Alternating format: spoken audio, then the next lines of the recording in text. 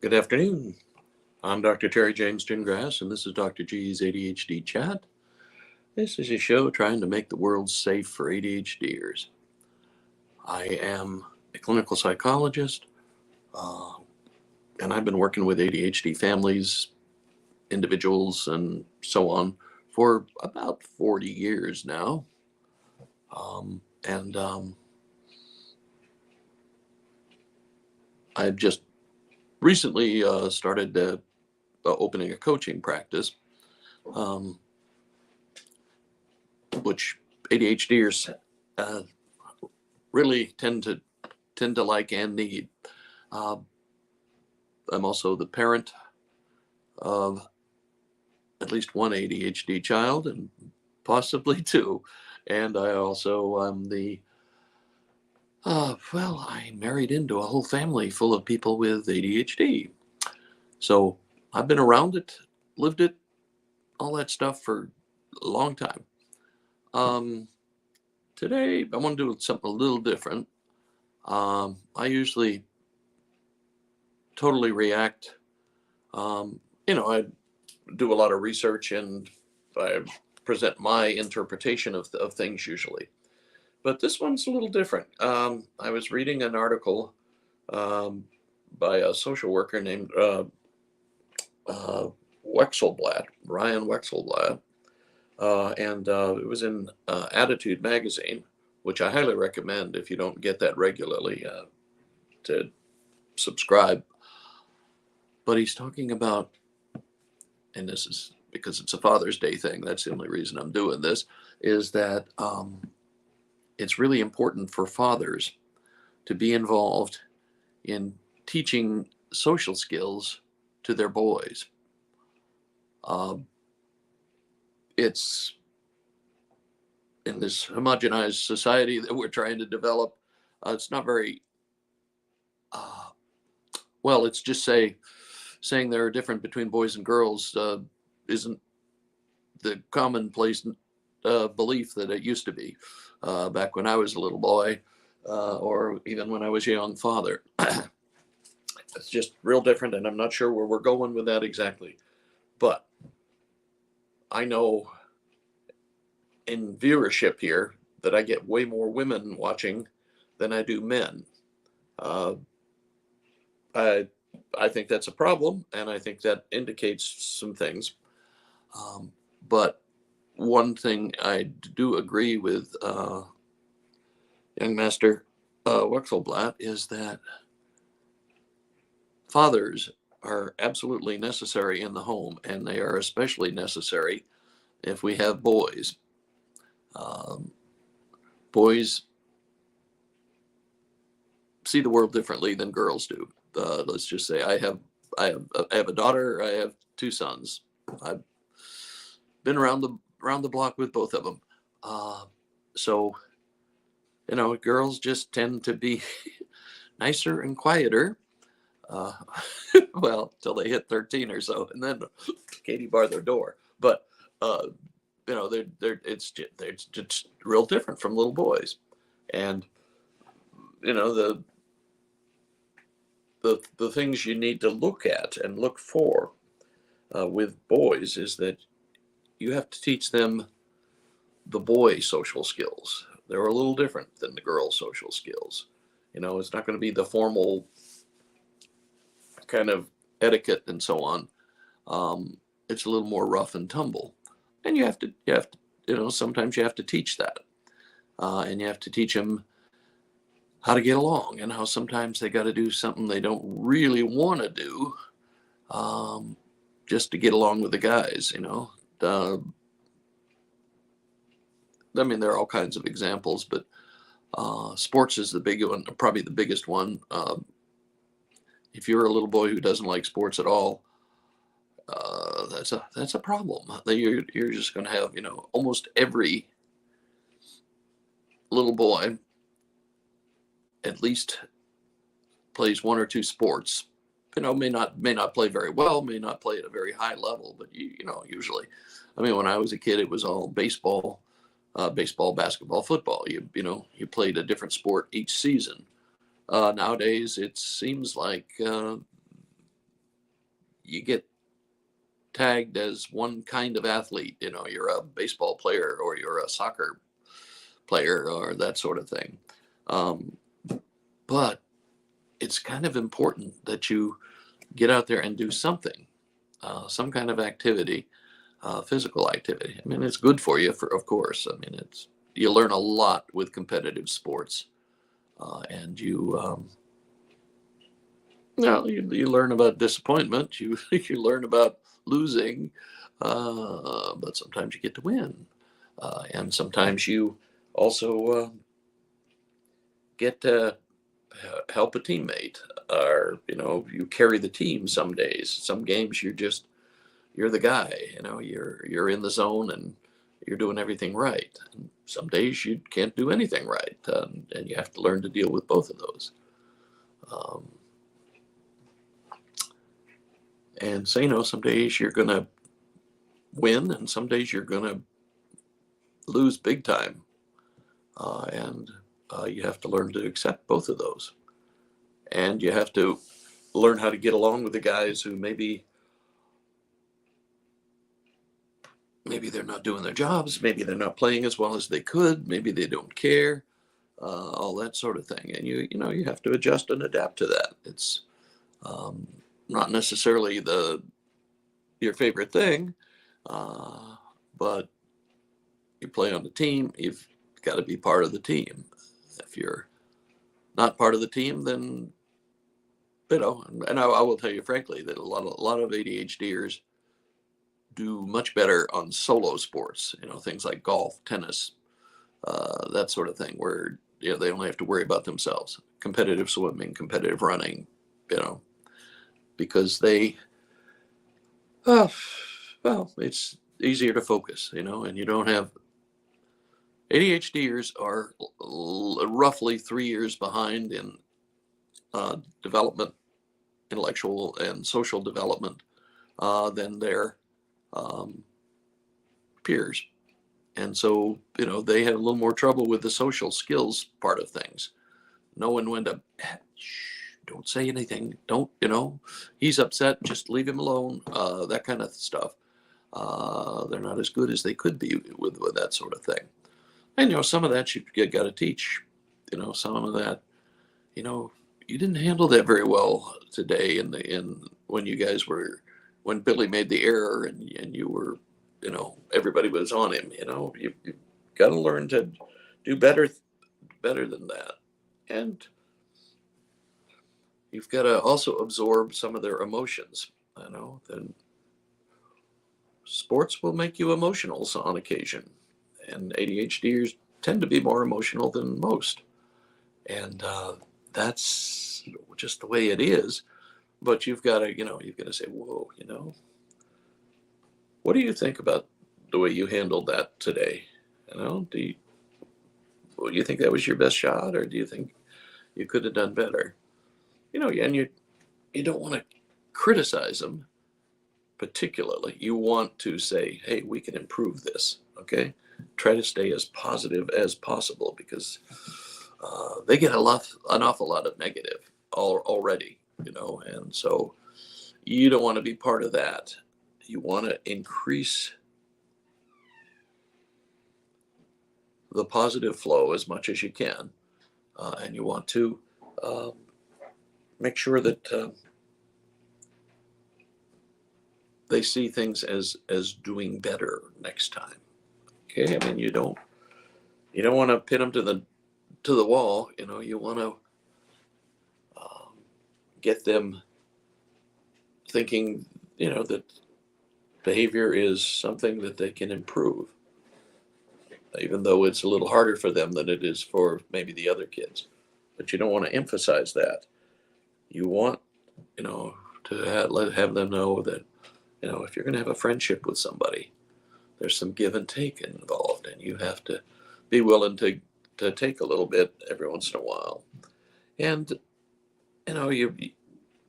they've got to also have the notion that they're going to have to get along with a bunch of different people. If you're on a team, especially if you're just starting out, like probably Little League's a good example.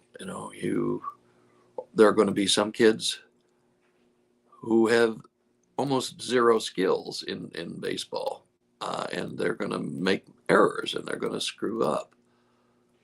And the way the other guys, presupposing your child is one of the ones who's a little better at the sport, I assume that means you're in the backyard bunting with them and playing pepper and playing catch and all that stuff.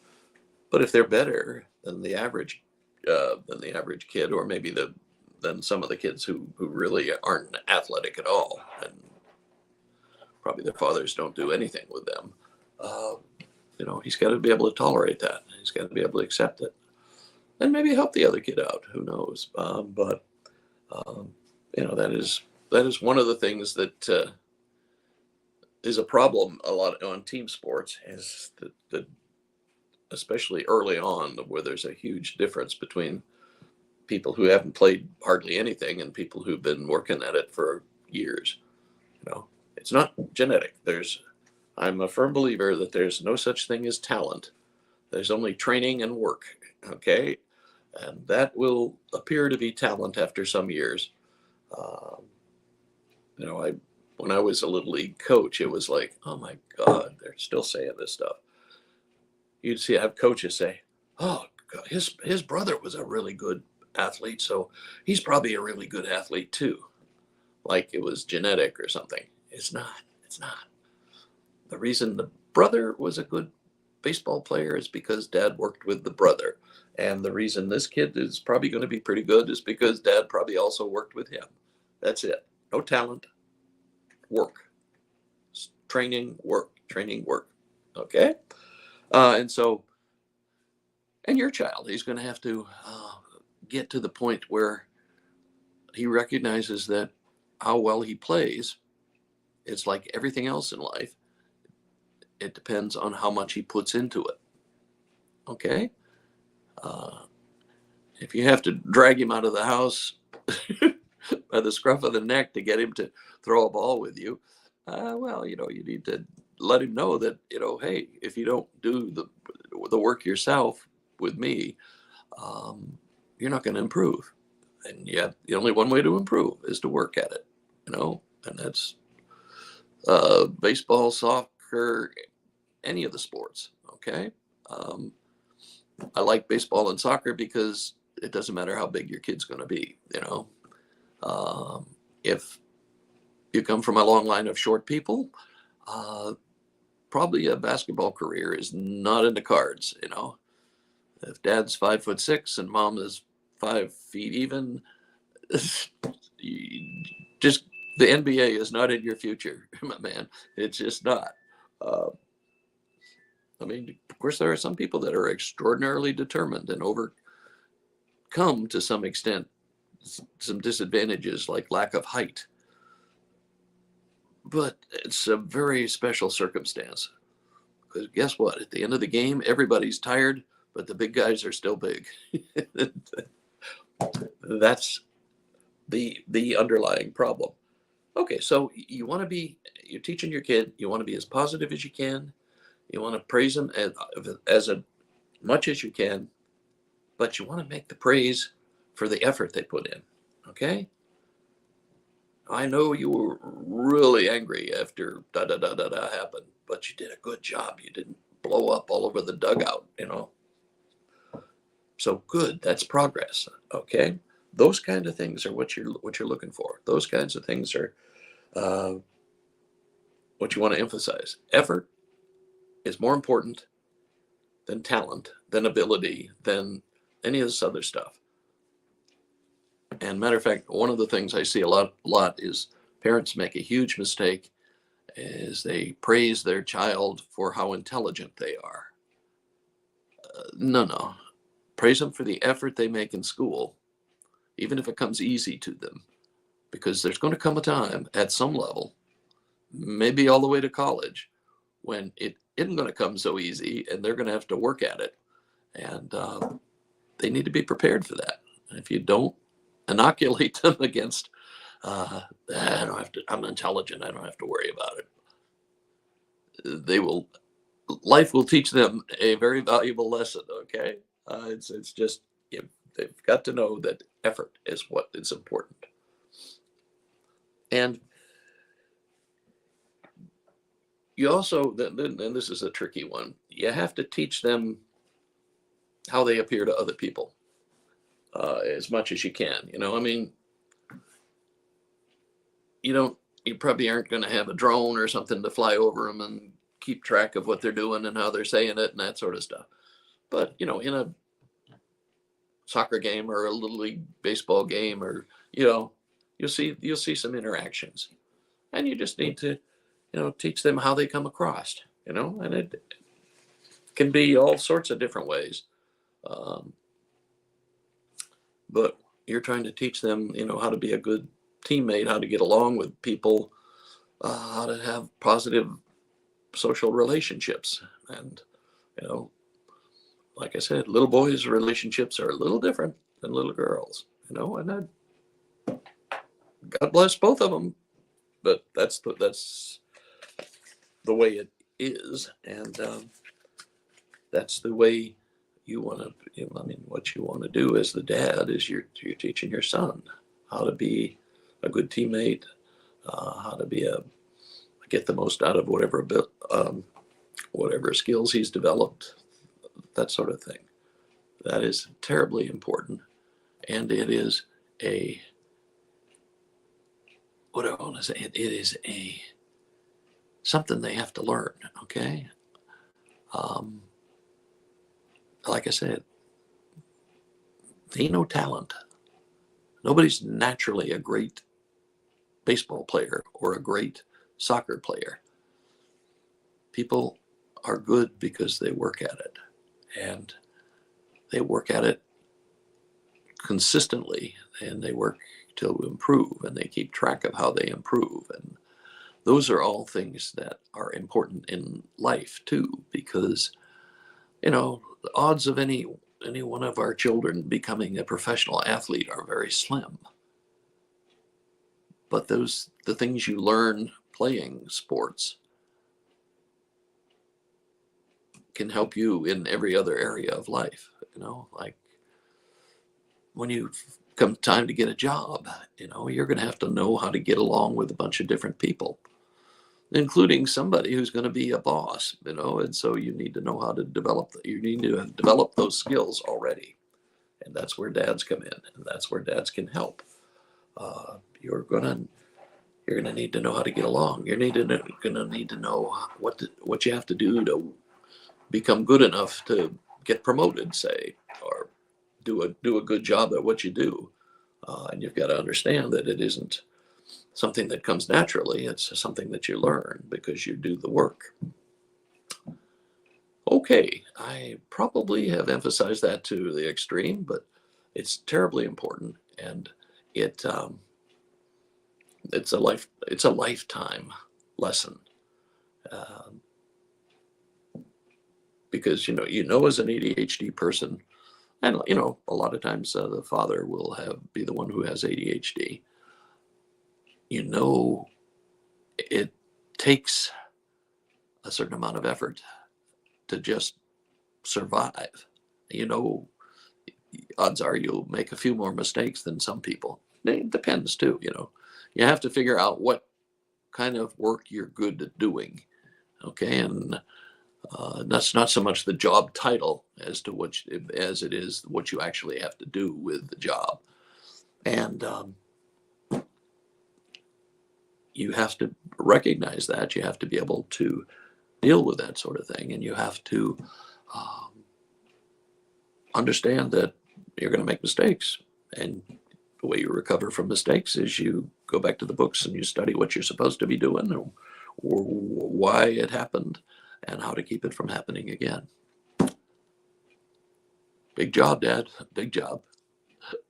Also, one of the most rewarding things you do. So, okay, I'm Dr. Terry James Gingras. This has been Dr. G's ADHD Chat. This is a show trying to make the world safe for ADHDers. We need ADHDers. They are outside the box thinkers, and we need a bunch of those. people who are neurotypical, that they're very good at maintaining the status quo, keeping the situation the same way it's always been. They frequently aren't that good at getting outside the system and seeing, oh, wait a minute, we could do this better if we do this, that, and the other. That's why we need a bunch of ADHDers. Okay, my website is is terrygingrassphd.com, and